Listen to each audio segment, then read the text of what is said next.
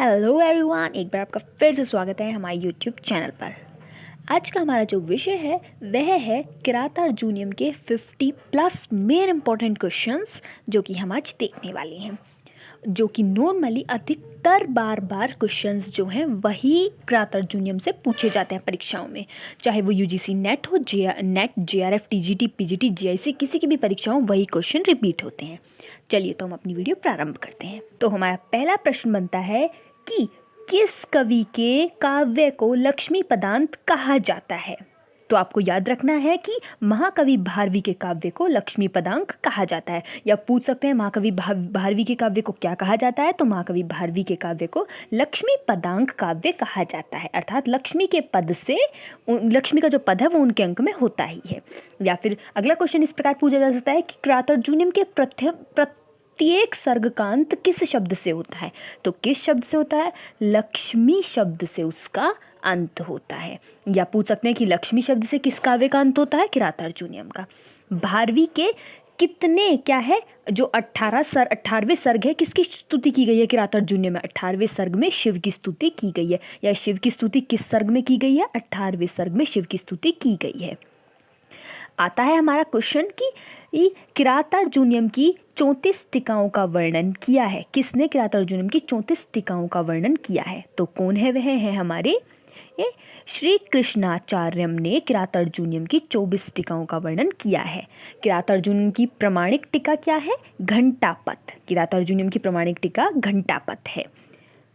बहुत इंपॉर्टेंट है, very important question है, ये अक्सर यही पूछते हैं। या फिर किरातार्जुनीयम की प्रमाणिक टीका कौन सी है? तो घंटापथ है, ये आपको याद रखना है। किरातार्जुनीयम के प्रथम 3 सर्गों को क्या कहा जाता है? क्या कहा जाता है उनको? पाषाण त्रय। पाषाण त्रय किसे कहा जाता है? किरातार्जुनीयम के प्रथम 3 सर्गों को पाषाण त्रय कहा जाता है। प्रसन्न गंभीर पदा सरस्वती किस काव्य के लिए कहा गया है? किरातार्जुनीयम के लिए कहा गया है। प्रसन्न गंभीर पदा सरस्वती किरातार्जुनीयम के लिए कहा जाता है। किरातार्जुनीयम का मंगलाचरण कैसा है? वस्तु निर्देशात्मक। किरातार्जुनीयम में द्वंद्व समास है, अर्थात कोई अन्य समास है। तो किरातार्जुनीयम ये जो हमारा शब्द है, इसमें अगर पूछा जाए कि कौन सा समास है, तो उसमें द्वंद्व समास है और इसमें छ इस प्रत्यय का प्रयोग हुआ है।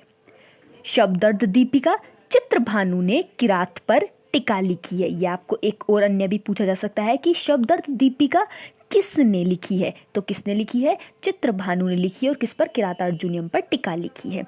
आ जाएगा क्वेश्चन, जटाधर किसके लिए प्रयुक्त किया गया है? युधिष्ठिर के लिए प्रयुक्त किया गया है जटाधर।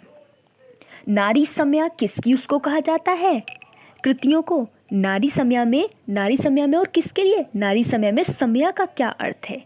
जो हमारा ये एक शब्द है नारी समया, इसमें समया का अर्थ है मर्यादा। वो क्षमा प्रार्थी है, वो होता है नारिकेल फल है, अर्थात नारियल के फल के समान किसका काव्य है? तो वो भी किरातार्जुनीयम का ही आता है। अगला पढ़ते हैं कि किरातार्जुनीयम में वर्णित दुर्योधन द्वारा आचरित नीति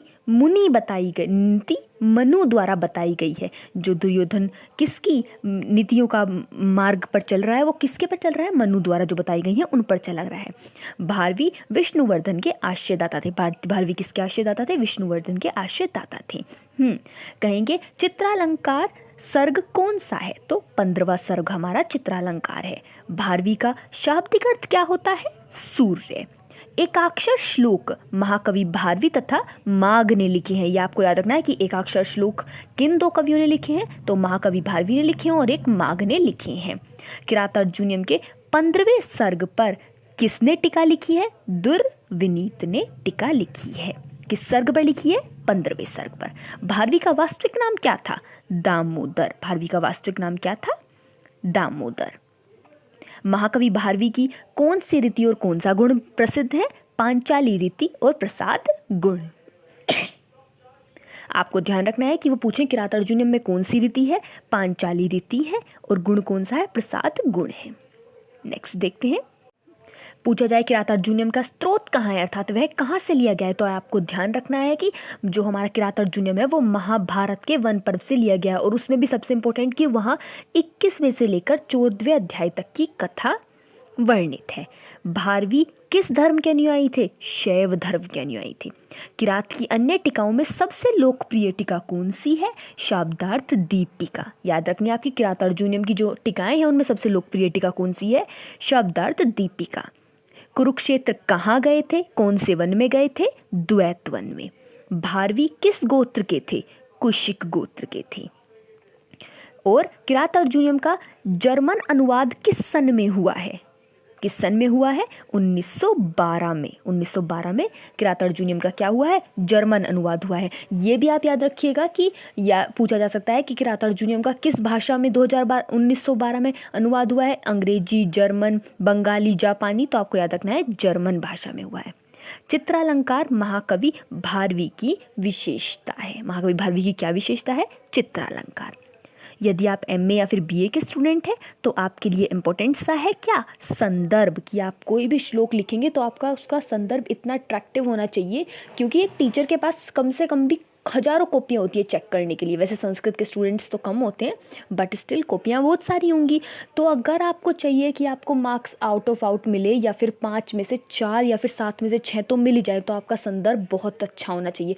वही संदर्भ नहीं करना है आपको, प्रस्तुत पंक्तियाँ यहाँ से ली गई हैं, इसके राइटर ये हैं, दैट्स इट। इससे आपको मार्क्स पूरे नहीं मिलेंगे। अगर आपको मार्क्स अच्छे चाहिए हैं, यूनिवर्सिटी में रैंक लानी है या अपने कॉलेज में रैंक लानी है, तो आपको मार्क्स अच्छा लाने के लिए संदर्भ अच्छा लिखना है। और अगर आप किरात अर्जुनियम के श्लोक के लिए संदर्भ लिख रहे हैं तो आप इस प्रकार लिख सकते हैं कि प्रस्तुत श्लोक, या आप लिखेंगे पद्य नहीं होता, वैसे में श्लोक ही होता है। प्रस्तुत श्लोक सर्वप्रथम काव्य में चमत्कार उत्पन्न करने के लिए प्रसिद्ध एवं अर्थ गौरव के लिए प्रसिद्ध। यहाँ से प्रसिद्ध हटा दीजिए, लिखेंगे क्या? प्रस्तुत श्लोक सर्वप्रथम काव्य में चमत्कार उत्पन्न करने के लिए एवं अर्थ गौरव के लिए प्रसिद्ध महाकवि भारवी की पारस लेखनी से रंगे महाकाव्य किरातार्जुनीयम के द्वितीय, तृतीय, चतुर्थ, प्रथम सर्ग से उद्गृत है। जो भी आपके पास श्लोक आया है पेपर में लिखने के लिए, वो जिस भी सर्ग से हो उसको आप यहाँ लिख सकते हैं कि इस सर्ग से उद्गृत है। जब आप थोड़ा अलग लिखेंगे तो आपको मार्क्स एक्स्ट्रा मिलेंगे। आशा करते हैं आपको वीडियो पसंद आई होगी। चलिए आपके लिए एक इम्पोर्टेंट सा क्वेश्चन, आप बताएंगे कि महाकवि भारवी का वास्तविक नाम क्या था। आशा करते हैं आपको याद रहा होगा। अगली वीडियो में एक बार फिर से मिलेंगे एक नए टॉपिक के साथ। तब तक के लिए आप अपना ध्यान रखिए, अपनी परीक्षा की तैयारी करते रहिए। धन्यवाद।